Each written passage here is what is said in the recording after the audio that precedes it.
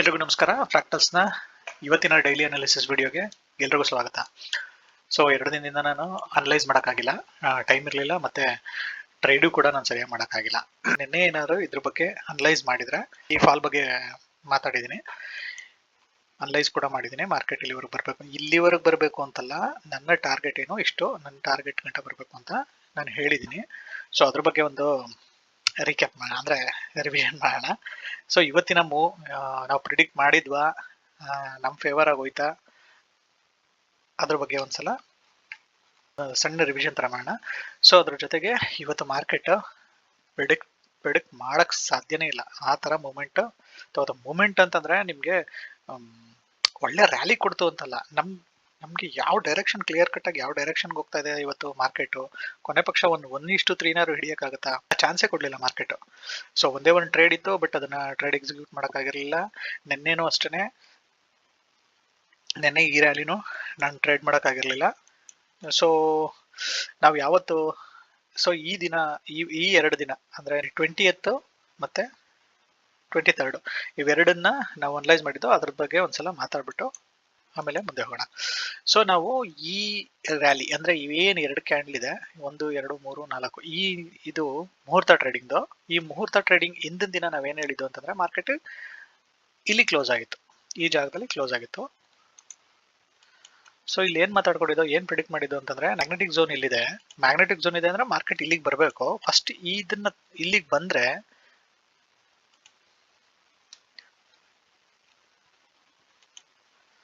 ನನಗೆ drawn liquidity ಇಲ್ಲಿದೆ, magnetic zone ಇಲ್ಲಿದೆ, ಡ್ರಾನ್ ಲಿಕ್ವಿಡಿಟಿ ಇಲ್ಲಿದೆ, ಮಾರ್ಕೆಟ್ ಇಲ್ಲಿಗೆ ಬರಬೇಕು. ಸೊ ನನಗೇನು ಮಾರ್ಕೆಟ್ ಅಲ್ಲಿ ಈಗ ಒಂದು ರ್ಯಾಲಿ ಬೇಕು. ಯಾವ ತರ ಬೇಕು ಅಂತಂದ್ರೆ ಮಾರ್ಕೆಟ್ ಓಪನ್ ಆಗಿ ಈ FVG ನ ಟ್ಯಾಪ್ ಮಾಡಿ, ಅಥವಾ ಈ ಆರ್ಡರ್ ಬ್ಲಾಕ್ ನ FVG ಕಮ್ ಆರ್ಡರ್ ಬ್ಲಾಕ್ ನ ಟ್ಯಾಪ್ ಮಾಡಿ ಮಾರ್ಕೆಟ್ ಈ ಲಿಕ್ವಿಡಿಟಿನ ಗ್ರ್ಯಾಬ್ ಮಾಡಿ ಒಂದು ಹಿಂಗ್ ಮೂಮೆಂಟಮ್ ತಗೊಳುತ್ತೆ ಇಲ್ಲಿವರೆಗೆ ಅಂತ ಇಷ್ಟನ್ನ ಪ್ರಿಡಿಕ್ಟ್ ಮಾಡಿದ್ದು. ನೋಡಿ, ಎಕ್ಸಾಕ್ಟ್ ಮಾರ್ಕೆಟ್ ಅದೇ ತರ ಆಗಿದೆ. ಇದ್ರ ಬಗ್ಗೆ ನಿಮ್ಗೆ ಏನಾದ್ರು ಡೌಟ್ ಇದ್ರೆ ನನ್ನ ಪ್ರೀವಿಯಸ್ ವಿಡಿಯೋದಲ್ಲಿ ಅದ್ರ ಬಗ್ಗೆ ಸಂಪೂರ್ಣ ಒಂದು ಮಾಹಿತಿ ಇದೆ, ಒಂದ್ಸಲ ಚೆಕ್ ಮಾಡಿ. ಅಂದ್ರೆ ಮಾರ್ಕೆಟ್ ಆದ್ಮೇಲೆ ಹೇಳ್ತಾ ಇಲ್ಲ ನಾವು, ಮಾರ್ಕೆಟ್ ಮೂಮೆಂಟ್ ಕೊಡೋದಕ್ಕಿಂತ ಮುಂಚೆನೆ ಈ ತರ ಆಗ್ಬೋದು ಅಂತ ಒಂದು ಪ್ರಿಡಿಕ್ಷನ್ ಮಾಡ್ತಾ ಇದೀವಿ. ಸೊ ಈ ತರ ಆದಾಗ ಈ ರ್ಯಾಲಿ ಹಿಡಿಯಕ್ಕಾಯ್ತಾ? ಈ ರ್ಯಾಲಿ ಯಾವುದೇ ಕಾರಣಕ್ಕೂ ಹಿಡಿಯಕ್ಕಾಗಲ್ಲ. ಯಾಕೆ ಅಂತಂದ್ರೆ ಇದ್ದಿದ್ದೇ 1 hour ಮಾರ್ಕೆಟ್, ಇದು ಇಲ್ಲಿ ಬಂದ್ಬಿಟ್ಟು ಇಲ್ಲಿ ಕ್ಲೋಸ್ ಆಗಿತ್ತು. ಸೊ ಮಾರ್ಕೆಟ್ ಏನ್ ಮಾಡ್ತು, ಮಾರನೇ ದಿನ ಗ್ಯಾಪ್ ಅಪ್. ಮಾರನೇ ದಿನ ಗ್ಯಾಪ್ ಅಪ್ ಆದ್ಮೇಲೆ ಮಾರ್ಕೆಟ್ ಇಲ್ಲಿಂದ ಇಲ್ಲಿವರೆಗೆ ಒಂದು ಟ್ರೇಡ್ ನ ಕೊಡ್ತು. ಅದನ್ನ ಎಕ್ಸ್ಪ್ಲೈನ್ ಮಾಡಿದ್ದೀನಿ. ಸೊ ಅದಾದ್ಮೇಲೆ ಮಾರನೇ ದಿನ ಏನಾಯ್ತು, ನಿಮಗೆ ವಿಡಿಯೋನು ಮಾಡೋಕ್ಕಾಗಿರ್ಲಿಲ್ಲ,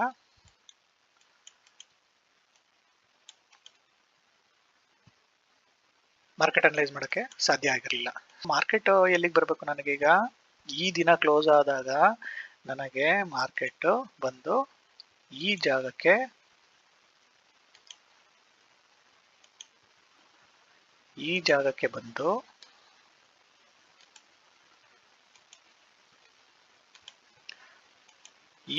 ಬಂದು ಇದನ್ನು ಟ್ಯಾಪ್ ಮಾಡಿ ಮಾರ್ಕೆಟ್ ಇಲ್ಲಿ ಡೌನ್ ಸೈಡ್ಗೆ ಈ ತರ ಬರಬೇಕು. ನನ್ನ ಡ್ರಾನ್ ಲಿಕ್ವಿಡಿಟಿ ಇಲ್ಲಿದೆ. ಸೊ ಮತ್ತೆ ಮ್ಯಾಗ್ನೆಟಿಕ್ ಝೋನ್ ಕೂಡ ಇಲ್ಲಿದೆ. ಸೊ ಎರಡೂ ಒಂದೇ ಸೈಡ್ ಇರೋದ್ರಿಂದ ನನಗೆ ಮಾರ್ಕೆಟ್ ನೆಗೆಟಿವ್ ಬರಬೇಕು ಅಂತ ಹೇಳಿದ್ದೆ. ಬಟ್ ಮಾರ್ಕೆಟ್ ಏನ್ ಮಾಡ್ತು,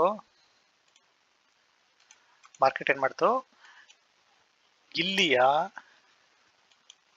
ಹೈ ಪ್ರಾಬಬಿಲಿಟಿ ಆರ್ಡರ್ ಬ್ಲಾಕ್ ನ ಟ್ಯಾಪ್ ಮಾಡಿ ಮಾರ್ಕೆಟ್ FVG ಗಂಟ ಹೋಗದೆ, ಹೈ ಪ್ರಾಬಬಿಲಿಟಿ ಆರ್ಡರ್ ಬ್ಲಾಕ್ ನ ಟ್ಯಾಪ್ ಮಾಡಿ ಮಾರ್ಕೆಟ್ ಅಲ್ಲಿಂದನೇ ರಿವರ್ಸ್ ತಗೋತು.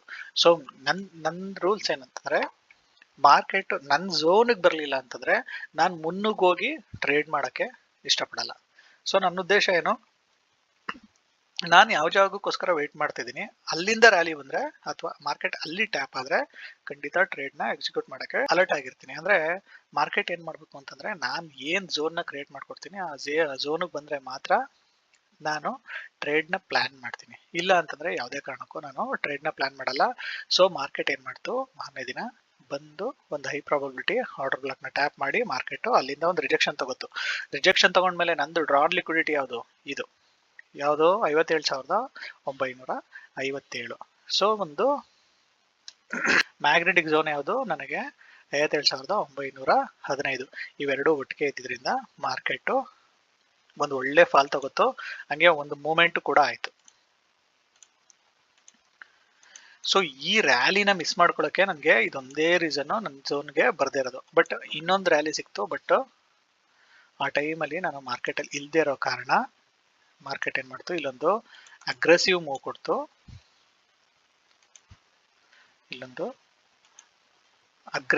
ಕೊಡ್ತು, ಮಾರ್ಕೆಟ್ ಇನ್ನೊಂದ್ಸಲ ಬಂದು ಆ ಲಿಕ್ವಿಡಿಟಿನ ಟ್ಯಾಪ್ ಮಾಡಿ ಮತ್ತೆ ಇನ್ನೊಂದು ನೆಗೆಟಿವ್ ಮೂವ್ ಕೊಡ್ತು. ಇದನ್ನ ಟ್ರೇಡ್ ಮಾಡ್ಬೋದಿತ್ತು, ಬಟ್ ಈ ಟೈಮಲ್ಲಿ ನಾನು ಅವೈಲೇಬಲ್ ಇಲ್ದಿದ್ದ ಮಾರ್ಕೆಟಲ್ಲಿ ಇಲ್ಲದೆ ಇದ್ದಿದ್ರಿಂದ ಸೊ ನಾನು ಈ ರ್ಯಾಲಿನ ಹಿಡಿಯೋಕ್ಕಾಗಿಲ್ಲ.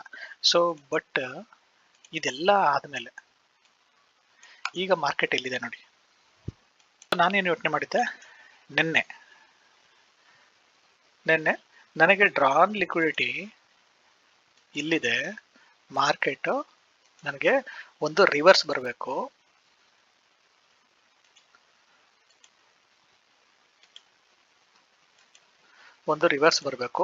ಇಲ್ಲಿ ಒಂದು ಗ್ರೀನ್ ಕಲರ್ ಕ್ಯಾಂಡಲ್ ಫಾರ್ಮ್ ಮಾಡಿದ್ರೆ ಇಲ್ಲಿ ಒಂದು ಪ್ರೈಸ್ ಆಕ್ಷನ್ ವೇಟ್ ಮಾಡಿ ನಾನು ಇಲ್ಲಿ ಟ್ರೇಡ್ ಮಾಡೋಕ್ಕೆ ಒಂದು ಅವಕಾಶ ಹುಡುಕ್ತಾ ಇರ್ತೀನಿ ಅನ್ನೋ ಥರ ನಾನು ಯೋಚನೆ ಮಾಡಿ ಕೂತಿದ್ದೆ.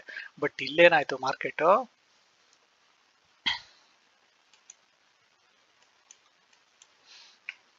ಒಂದು ಗ್ಯಾಪ್ ಅಪ್ ಓಪನ್ ಆಗಿ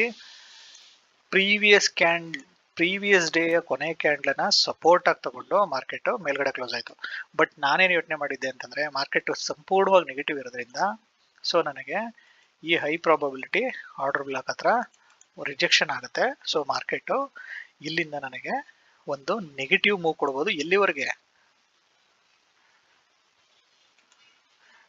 ನನ್ನ ಡ್ರಾನ್ ಲಿಕ್ವಿಡಿಟಿ ಗಂಟ ಒಂದು ಮೂವ್ ಕೊಡ್ಬೋದು ಅನ್ನೋ ಒಂದು ನಿರೀಕ್ಷೆಲಿದೆ. ಬಟ್ ಮಾರ್ಕೆಟ್ ಇಲ್ಲಿ ನನಗೆ ಯಾವುದೇ ತರ ಎಂಟ್ರಿ ಮಾಡೆಲ್ನ ಮಾಡ್ಕೊಡ್ಲಿಲ್ಲ. ಎಂಟ್ರಿ ಮಾಡೆಲ್ ತೋರಿಸ್ತಾ ಇದ್ರಿಂದ ನಾನು ಇಲ್ಲಿ ಎಂಟ್ರಿ ಮಾಡೋಕ್ಕಾಗಿಲ್ಲ. ಸೊ ಅದಾದ್ಮೇಲೆ ಕಂಪ್ಲೀಟ್ ಮಾರ್ಕೆಟ್ ಇಂದ ಹೊರಗಡೆ ಇದ್ದೆ. ಬಟ್ ಇಲ್ಲಿ ಮಾಡಿರೋ ಸ್ಟ್ರಕ್ಚರ್ ಈಗ ಯಾವ ತರ ಇದೆ, ಸೊ ಅದ್ರ ಬಗ್ಗೆ ಪ್ಲೇ ಬಟನ್ ಅಲ್ಲಿ ನಾನು ಪ್ಲೇ ಮಾಡಿ ತೋರಿಸ್ತೀನಿ. ಸೊ ಸ್ಟೆಪ್ ಬೈ ಸ್ಟೆಪ್ ಇವತ್ತು ಯಾವ ತರ ಕನ್ಫ್ಯೂಷನ್ ಕ್ರಿಯೇಟ್ ಆಯ್ತು ಅದ್ರ ಬಗ್ಗೆ ಹೇಳ್ತೀನಿ. ಸೊ ನನಗೆ ಡ್ರಾನ್ ಲಿಕ್ವಿಡಿಟಿ ಇಲ್ಲಿತ್ತು. ಸೊ ನಮ್ಮ ಪ್ರೀವಿಯಸ್ ಡೇ ಕೊನೆ ಕ್ಯಾಂಡಲ್ ಏನಾಗಿರ್ಬೇಕು, ನಮಗೆ ಪ್ರತಿದಿನನೂ ಹೇಳೋದಿದೆ ಮತ್ತು ಪ್ರೀವಿಯಸ್ ಡೇ ಕೊನೆ ಕ್ಯಾಂಡಲ್ ನಮಗೆ ಸಪೋರ್ಟ್ ಆರ್ ರೆಸಿಸ್ಟೆನ್ಸ್ ತರ ವರ್ಕ್ ಆಗುತ್ತೆ. ಸೊ ಮೊದಲನೇ ಕ್ಯಾಂಡಲ್ ಏನ್ ಮಾಡ್ತು, ನನಗೆ ಇದನ್ನ ಸಪೋರ್ಟ್ ತಗೊಂಡು ಮೇಲ್ಗಡೆ ಕ್ಲೋಸ್ ಆಯ್ತು. ಸೊ ಮಾರ್ಕೆಟ್ ಮೇಲೋಗುತ್ತೆ ಅಂತ ಗೊತ್ತಾಯ್ತು, ಬಟ್ ನನಗೆ over all market trend negative ಇರೋದ್ರಿಂದ ನನಗೆ ಈ ಜಾಗದಲ್ಲಿ ಒಂದು ರಿಜೆಕ್ಷನ್ ಆಗುತ್ತೆ ಅಂತ ವೇಟ್ ಮಾಡಿದೆ. ಬಟ್ ಮಾರ್ಕೆಟ್ ಯಾವುದೇ ತರ ಎಂಟ್ರಿ ಮಾಡಲ್ನ ಕೊಡದೆ ಈ ರೆಸಿಸ್ಟೆನ್ಸ್ ನ ಬ್ರೇಕ್ ಮಾಡ್ಬಿಡ್ತು. ಸೊ ಇದು ಬಿಟ್ರೆ ನನಗೆ ಇನ್ಯಾವುದು ಸಪೋರ್ಟು, ನನಗೆ ಇದು ನನ್ನ ಸಪೋರ್ಟ್ ಆಗಿತ್ತು. ಸೊ ಇಲ್ಲಿವರೆಗೆ ಮಾರ್ಕೆಟ್ ಹೋಗುತ್ತೆ ಅಂತ ಗೊತ್ತು, ಬಟ್ ನಮ್ ರಿಸ್ಕ್ ರಿವಾರ್ಡ್ ಮ್ಯಾಚ್ ಆಗುತ್ತಾ ಇದನ್ನ ಟ್ರೇಡ್ ಮಾಡಕ್ಕೆ? ನೋಡಿ 168 ಪಾಯಿಂಟ್ ಯಾವ ಕಾರಣಕ್ಕೂ ಕೊಡಲ್ಲ.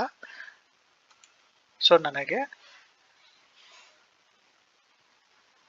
ಎಷ್ಟು ಸ್ಟಾಪ್ ಲಾಸ್, ಈ ಕ್ಯಾಂಡಲ್ ನ ವಿಕ್ಕಿಗೆ ಬಂದ್ರೆ ಮಾತ್ರ ಎಂಟ್ರಿ ಮಾಡೋ ಅಂತ ಚಾನ್ಸಸ್ ಇತ್ತು, 46 ಪಾಯಿಂಟ್. ಇದನ್ ಬಿಟ್ರೆ ಬೇರೆ ಯಾವ ಎಂಟ್ರಿನೂ ಇಲ್ಲ. ಮಾರ್ಕೆಟ್ ಅನ್ಪ್ರಿಡಿಕ್ಟಬಲ್ ಆಗಿ ಸುಮ್ಮನೆ ಹೊರಟೋಗ್ತು ಮುಂದೆ. ನೋಡಿ ಇಲ್ಲಿ ಬಂದು ಎಕ್ಸಾಕ್ಟ್ ರಿಜೆಕ್ಷನ್ ತಗೋತು, ಬಟ್ ಎಂಟ್ರಿ ಮಾಡಲ್ನ ಕ್ರಿಯೇಟ್ ಮಾಡ್ಕೊಟ್ಟಿಲ್ಲ ಮಾರ್ಕೆಟ್. ಎಂಟ್ರಿ ಮಾಡಲ್ ಇಲ್ಲದೆ ಎಂಟ್ರಿ ಮಾಡೋದು ತುಂಬಾ ರಿಸ್ಕಿ.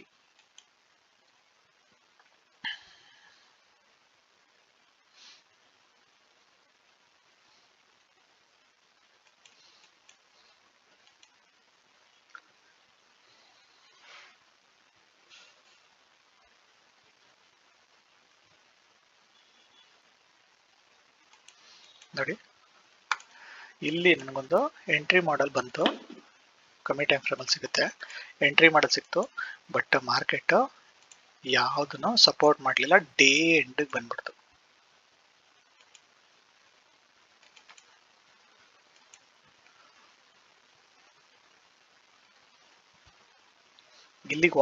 ಇಲ್ಲಿಂದ ವಾಪಸ್ ಬಂದ್ರೆ ಮಾತ್ರ ಇಲ್ಲಿ ಎಂಟ್ರಿ, ಇಲ್ಲ ಅಂದ್ರೆ ಎಂಟ್ರಿ ಇಲ್ಲ.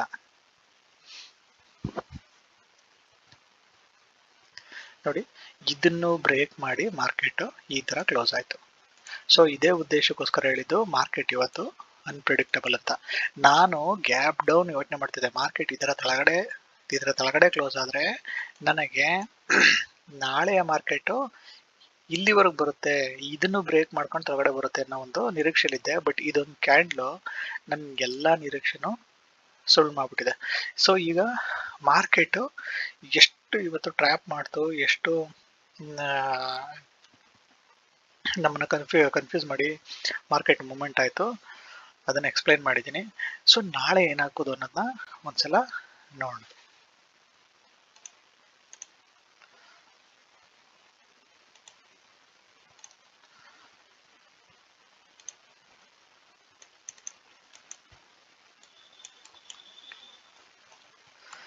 ಇದ್ರ ಜೊತೆಗೆ ಇದೇ ತರ ಪ್ಯಾಟರ್ನ್ ಇನ್ನೊಂದ್ ಕಡೆ ಎಲ್ಲಾರು ರೆಡಿ ಆಗಿದೆಯಾ, ಹಳೇದು ಯಾವ್ದಾರು ಇತ್ತ ಅಂತ ನೋಡೋಣ.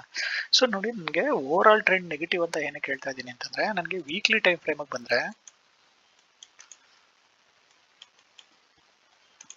ನೋಡಿ, ಒಂದು ದೊಡ್ಡ ರಿಜೆಕ್ಷನ್ ಕ್ಯಾಂಡಲ್ ಇದೆ.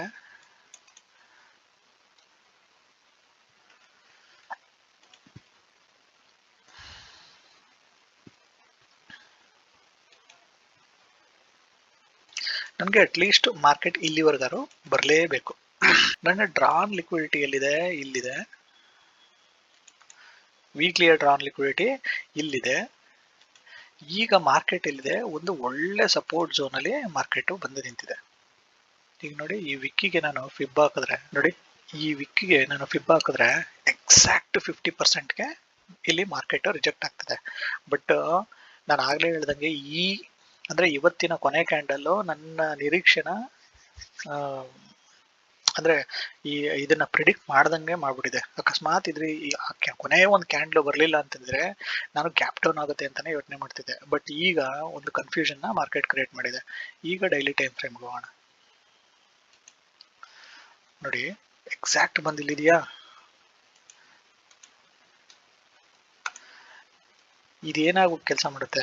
ಇದು ನನಗೆ ಒಂದು ರಿಜೆಕ್ಷನ್ ಬ್ಲಾಕ್ ಆಗಿ ಕೆಲಸ ಮಾಡುತ್ತೆ. ಸೊ ರಿಜೆಕ್ಷನ್ ಬ್ಲಾಕ್ ಅಲ್ಲಿ ಮಾರ್ಕೆಟ್ ರಿಜೆಕ್ಟ್ ಆಗಿದೆ. ಸೊ ಮಾರ್ಕೆಟ್ ಸ್ಟ್ರಕ್ಚರ್ ಬ್ರೇಕ್ ಎಲ್ಲ ಆಗಿದೆ. ನನಗೆ ಸ್ಟ್ರಕ್ಚರ್ ಇಲ್ಲಿ ಬ್ರೇಕ್ ಆಗಿದೆ. ಈಗ ನನ್ನ ಡ್ರಾನ್ ಲಿಕ್ವಿಡಿಟಿ ಎಲ್ಲೆಲ್ಲಿದೆ? ಫಸ್ಟ್ ಇಲ್ಲೊಂದಿದೆ. ಸೊ ಮಾರ್ಕೆಟ್ ಇದರ ಒಳಗಡೆ ಬರುವಂತ ಸಾಧ್ಯತೆ ಇದೆ.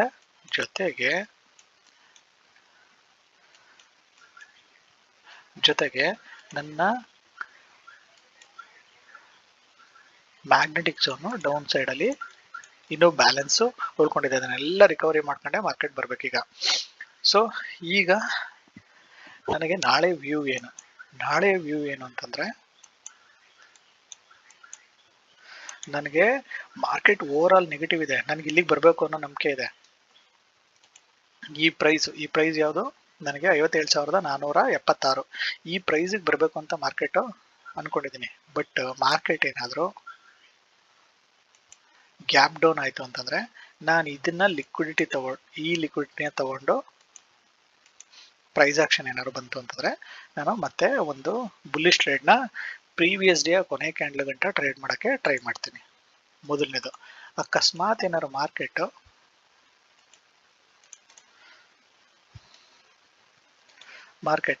ಒಂದು ಗ್ಯಾಪ್ ಅಪ್ ಆಗಿ ಇದ್ರ ಮೇಲ್ಗಡೆ ಟ್ರೇಡ್ ಆಗಿ ಒಂದು ಡಾರ್ಕ್ ರೆಡ್ ಕ್ಯಾಂಡಲ್ ಏನಾದ್ರು ಫಾರ್ಮ್ ಮಾಡ್ತು ಅಂತಂದ್ರೆ ನಂಗೊಂದು ಆಪರ್ಚುನಿಟಿ ಅನ್ಕೊಂಡು ನಾನು ಒಂದು ಶಾರ್ಟಿಂಗ್ ಆಪರ್ಚುನಿಟಿನ ಹುಡ್ಕಕ್ಕೆ ಟ್ರೈ ಮಾಡ್ತೀನಿ. ಸೊ ಇದಿಷ್ಟು ನನ್ನ ಓವರ್ ಆಲ್ ವ್ಯೂ. ನನ್ನ ಓವರ್ ಆಲ್ ವ್ಯೂ ಬಂದು ಏನಂತಂದ್ರೆ, ನಾಳೆ ಮಾರ್ಕೆಟ್ ನೆಗೆಟಿವ್ ಯೋಚನೆ ಮಾಡ್ತಾ ಇರ್ತೀನಿ. ಸೊ ಏನಾದ್ರು ಮಾರ್ಕೆಟ್ ಇವೆರಡು ದಿನದ ಇವತ್ತು ಮತ್ತು ನಿನ್ನೆ ಲಿಕ್ವಿಡಿಟಿ ಏನಾದ್ರು ಗ್ರ್ಯಾಬ್ ಮಾಡಿದ್ರೆ ಸೊ ಮಾರ್ಕೆಟ್ನ ನಾನು ನೆಗೆಟಿವ್ ಟ್ರೇಡ್ ಮಾಡೋಕ್ಕೆ ಟ್ರೈ ಮಾಡ್ತಾ ಇರ್ತೀನಿ. ಇದಿಷ್ಟು ನನ್ನ ನಾಳೆಯ ವ್ಯೂ. ಸೊ ಇದು ನಂದು ಮಾರ್ಕೆಟ್ ಅನಾಲಿಸಿಸ್ ಬಂದು ಯಾವುದೇ ಥರ ಕಾಲ್ಸ್ ಕೊಡುವಂಥ ಉದ್ದೇಶ ಅಲ್ಲ. ಸೊ ನಾನು ಏನು ಪ್ಲ್ಯಾನ್ ಮಾಡ್ತಾ ಇದ್ದೀನಿ, ನಾಳೆ ಏನು ಟ್ರೇಡಿಂಗ್ ಪ್ಲ್ಯಾನ್ ಮಾಡ್ತಾ ಇದ್ದೀನಿ, ಅಥವಾ ಇವತ್ತು ಯಾವ ಥರ ಟ್ರೇಡ್ ಮಾಡಿದೆ ಅಥವಾ ಟ್ರೇಡ್ನ ಮಿಸ್ ಮಾಡಿಕೊಂಡೆ, ಏನು ಕನ್ಫ್ಯೂಷನ್ ಆಯಿತು ಅದನ್ನ ನಿಮ್ಮ ಮುಂದೆ ಪ್ರೆಸೆಂಟ್ ಮಾಡೋ ಉದ್ದೇಶ ಹೊರತು ಇದು ಯಾವುದೇ ಥರ ಕಾಲ್ಸ್ ಕೊಡೋ ಉದ್ದೇಶ ಅಲ್ಲ. ಈ ಕಾನ್ಸೆಪ್ಟ್ನ ಎಕ್ಸ್ಪ್ಲೇನ್ ಮಾಡಿ ಯಾರನ್ನೂ ದಾರಿ ತಪ್ಪಿಸೋ ಉದ್ದೇಶ ಇಲ್ಲ. ಸೊ ನಿಮ್ಮದೇ ಆದಂಥ ಓನ್ ಅನಲೈಸ್ ಮಾಡಿ ಎಲ್ಲರೂ ಒಳ್ಳೆ ಟ್ರೇಡರ್ ಆಗಿ ನನ್ನನ್ನು ಸಪೋರ್ಟ್ ಮಾಡ್ತಿರೋರಿಗೆಲ್ಲ ನಾನು ಧನ್ಯವಾದ ಹೇಳ್ತಾ ಎಲ್ಲರೂ ಚೆನ್ನಾಗಿ ಟ್ರೇಡ್ ಮಾಡಿ ಅಂತ ಹೇಳ್ತಾ ಈ ವಿಡಿಯೋನ ಇಲ್ಲೇ ಕ್ಲೋಸ್ ಮಾಡ್ತಿದ್ದೀನಿ. ನೆಕ್ಸ್ಟ್ ವಿಡಿಯೋದಲ್ಲಿ ಸಿಗೋಣ. Thank you so much.